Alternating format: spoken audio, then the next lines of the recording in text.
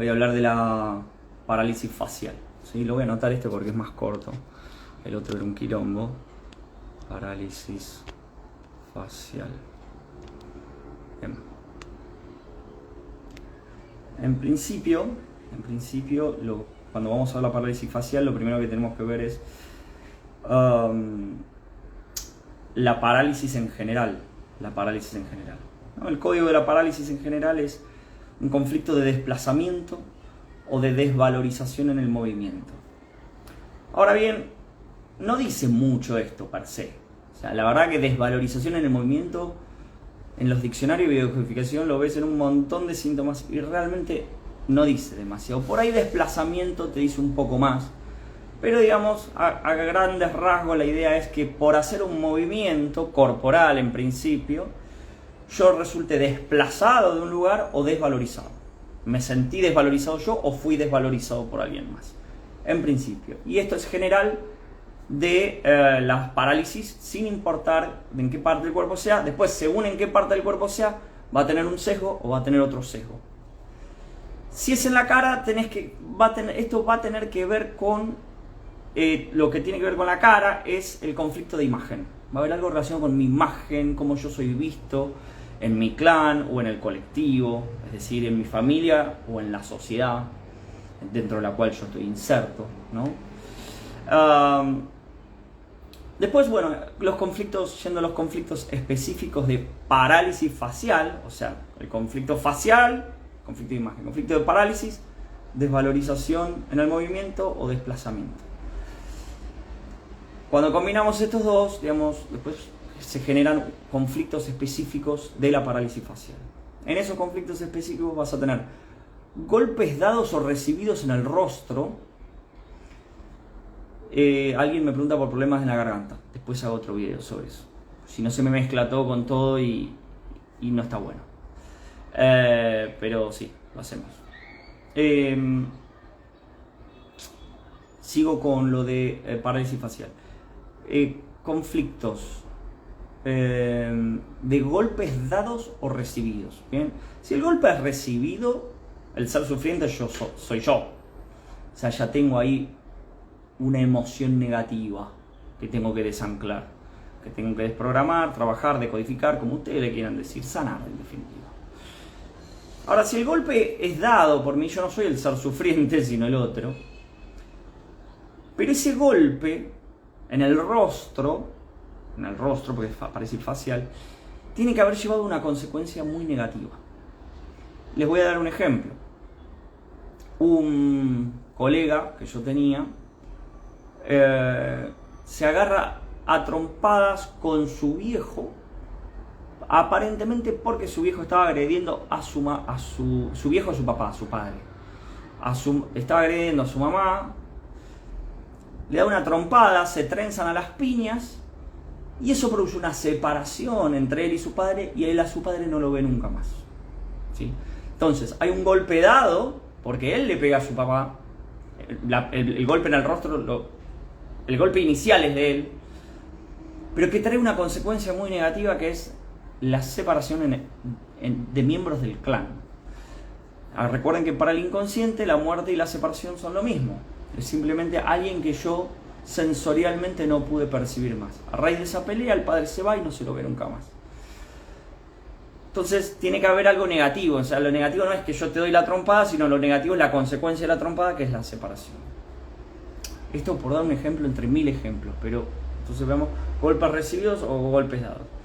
Golpes recibidos, y sí, va a traer una emoción negativa. Y sí, si yo voy a la cancha y me muelen a palos, el ser sufriente soy yo, entonces yo ahí ya tengo algo para trabajar. ¿Sí? No necesito que eso produzca ni una separación, ni nada. Fui a la cancha y me molieron a palos, punto. Ahora, otros anclajes. Uno es haber puesto la cara y haber quedado mal. Haber tenido que poner la cara por una situación y haber quedado mal.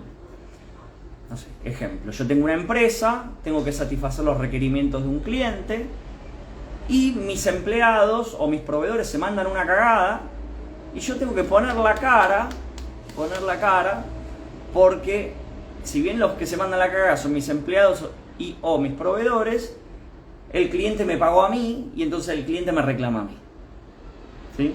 Entonces yo tengo que poner la cara, aguantarme que me digan de todo menos lindo y hacerme cargo de la situación, si bien yo no soy el que se mandó la cagada, yo no soy el que se mandó la macana, el que se equivocó, el que hizo algo mal. ¿Sí? Y después, el tercer anclaje es un conflicto con el que dirán. Un conflicto con el que dirán. ¿No? Por ejemplo, de algo que yo guardo, porque si yo lo expresara, si yo lo dijera, o si yo blanqueara una determinada situación, podría ser mal visto por el clan o por el colectivo y ser apartado, separado del clan o del colectivo. ¿Sí? Entonces, el ejemplo que se me ocurre ahora, que me viene a la mente es, suponete que a mí me gustan los hombres y no me gustan las mujeres, y quisiera blanquear esa situación, me gustaría poder decirlo, pero no lo puedo decir porque tengo miedo al que dirán, porque tengo miedo a ser juzgado por mis padres, o por mis hermanos, o por mis tíos, o por mis abuelos, o por otros miembros del clan, o por el vecindario, por los vecinos, que se mofen, que se rían de mí, que se burlen. Entonces esa vida homosexual la tengo que mantener medio en la penumbra. Por ahí hasta me veo obligado a salir con una chica para mantener las apariencias, pero yo en realidad por ahí lo que quiero es salir con alguien de mi mismo sexo. Entonces ahí hay un conflicto con el que dirán. Me gustaría expresar, pero por miedo al que dirán no puedo expresar, por un tema de imagen. Porque si yo expresara, mi imagen sería gravemente afectada, ¿no? Por ejemplo, me acuerdo de un amigo, también alguna vez fue mi paciente, pero primero fue mi amigo. Siendo hombre, él me decía, a mí lo que me gustaría es ser una mujer que sale con otra mujer. Y yo le dije, bueno, ¿y qué problema hay con eso? Como diciendo, bueno, cambiate de sexo en el documento, qué sé yo, si querés, pues, hacete intervenciones quirúrgicas o toma hormonas, qué sé yo, y parecete lo más que puedas a una mujer. Y bueno, y después buscaba una mujer que quiera salir con una persona con las características que vos tenés. Y esta persona me responde, y no, pero pará, pero ¿y qué van a decir? ¿Y qué van a decir? ¿No? El conflicto con el que dirán.